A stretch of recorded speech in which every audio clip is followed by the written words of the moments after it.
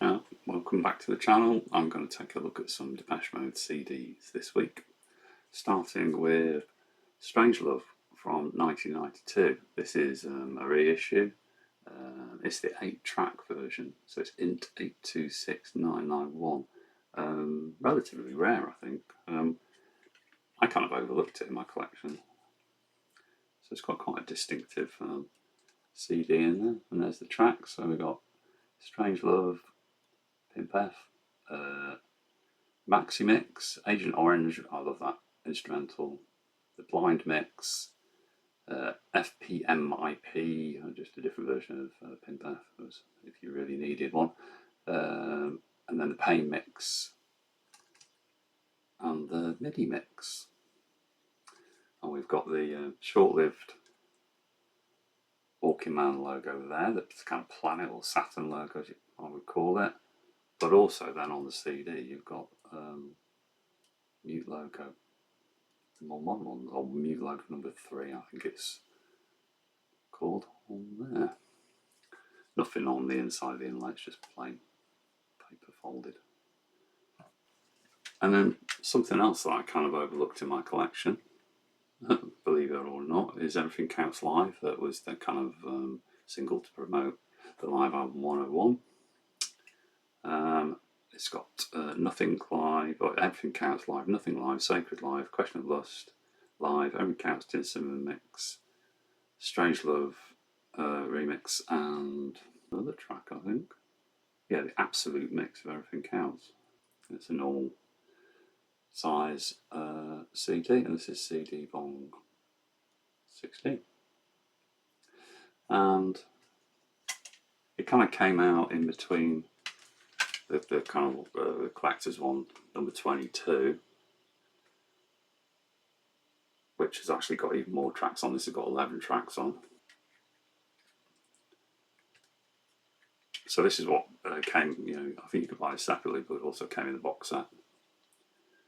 There's a picture there of the 10-inch, the only 10-inch that Depeche Mode ever did.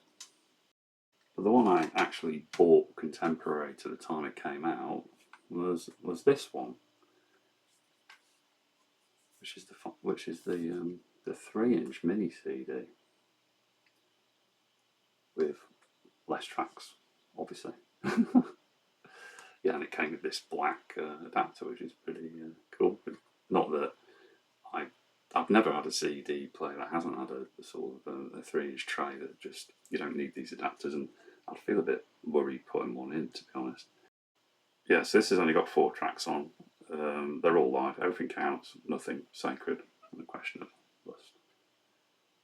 So there's just some variations in the Everything Counts live CD space. I'm kind of going in chronological order. So the next one is just Exciter, a European release, a reissue. I spotted it for cheap on Vinted, I think, with the Labels logo, which I thought I'd already got this, but I haven't, so can't remember, a couple of quid, I think. So there's the Labels logo alongside the New West, I think, New Records logo, and the Bell, BIEM logo. I won't bore you with the inlay, there's no difference to the normal album. So that's exciting. Not. And then I also didn't have the US version. So this is 2001. It's got the Reprise logo on it, which is a giveaway, and this is actually a Warner Brothers CD case. So also we've got the Warner Brothers logo down here.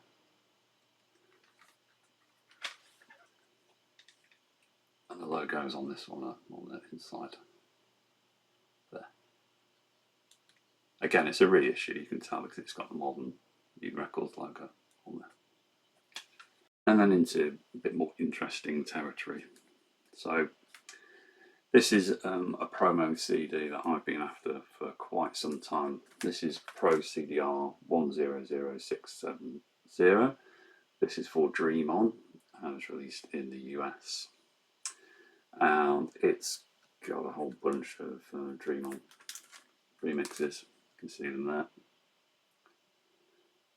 Mostly the Pink Noise versions, the Brat Mix and the Dave Clark's acoustic mix. Off the top of my head, I have listened to this. I think the Dave Clark acoustic mix is probably the best one, but this is one of the few places you can find the some of these Pink Noise remixes, so it's nice to have. And the slightly more interesting label with this kind of out of focus Reprise. This is the R Reprise logo, kind of blurred on the CD itself.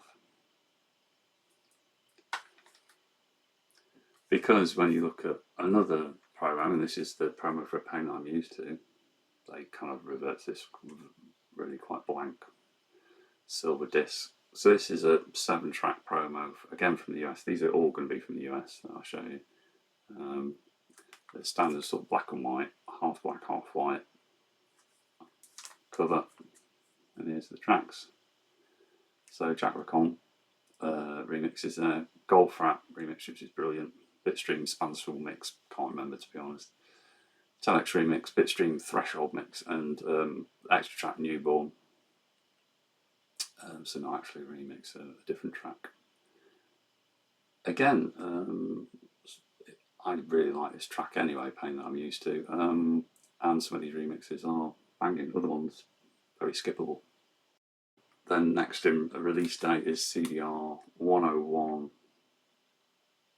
702, which is just a 2-track promo of Sufferwell, just with the single version and the album version on there.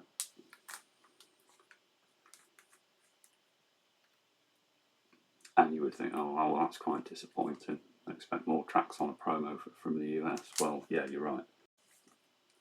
So here's the one with more tracks. This is an 8-track promo of Sufferwell. This is Pro CDR 101 770. And here's all the weird and wonderful remixes, including the classic title Narcotic Thrust Vocal Dub. Again, some of these are great, some of these are very skippable.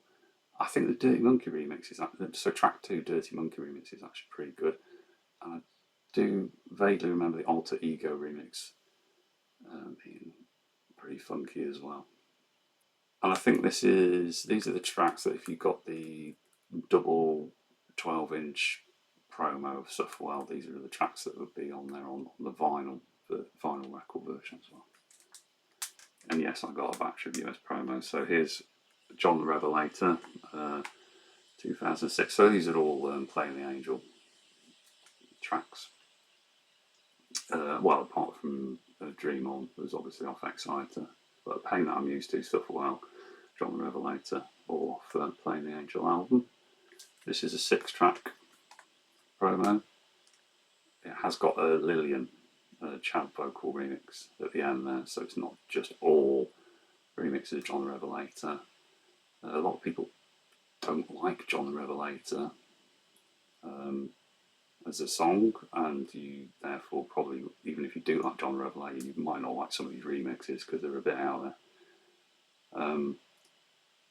There's an Uncle remix, which is, you just get it for that. Off the top of my head, I think the Merc Mode remix, the first track's pretty good, and then the rest kind of go on a little bit too long, to be honest. I prefer just the album version of this track. And then finally, Martyr.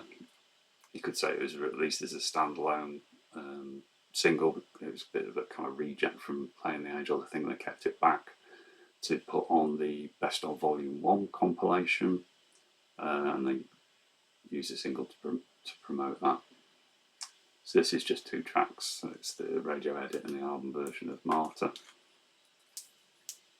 Again, these are all very plainly presented promos, as you kind of expect from a promo. Why make the effort if it's just a promo? And they've all got the Sire, the Reprise, and the U Records logo on the side there, above the obligatory compact disc logo. And that's it for this week. thank you for watching. I'll see you soon. Cheers.